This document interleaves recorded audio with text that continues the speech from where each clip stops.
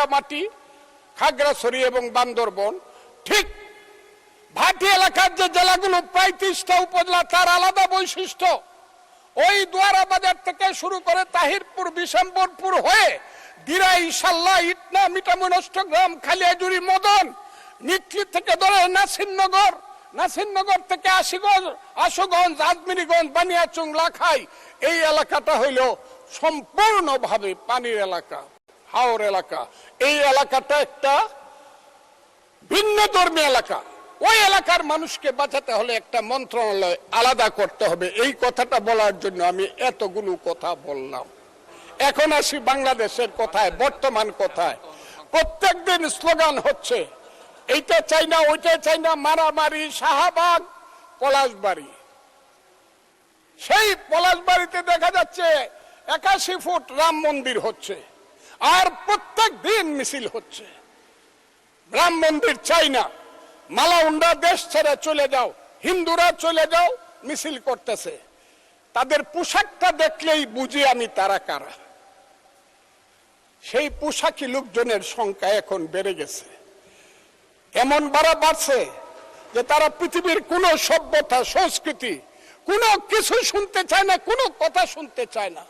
ধর্মকে নিয়ে শুধু ব্যবসা করতে চায়, তারা হলো ধর্ম ব্যবসায়ী।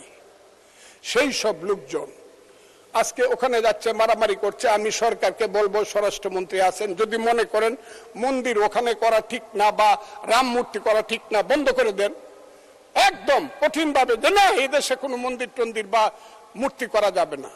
কিন্তু আমি মনে করি ওই 100 না 300 ফুট মূর্তি বানাক, আমি মুসলমান, আমার কি আইলো গেল, আমি তো ওটার দিকে তাকাই না। আমি প্রয়োজনে 25 তলা মসজিদ করব, অসুবিধা কি?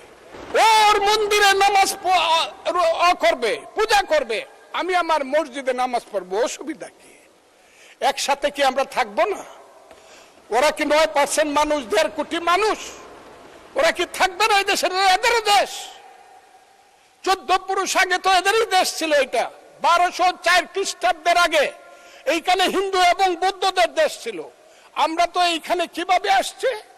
আমরা আসছি হযরত খাজা মাইনুদ্দিন চিশতি রহমাতুল্লাহ আলাইহি, খাজা নিজামুদ্দিন বখতিয়ার খাকি, হযরত শাহজালাল, শাহপরান, গেসুতারাজ, ওই চট্টগ্রামের বাইজিদ বুস্তামি, ওই বাগেরহাটের খান জাহান আলী থেকে ধরে ওলিয়া উলিয়া, গাউস কুতুব, দরবেশেরাই তো এই দেশে বলছে আইছে, শোনো হে মানুষ ভাই, সবার উপরে মানুষ সত্য, তার উপরে নাই, তার নাম হইল সুফিবাদ।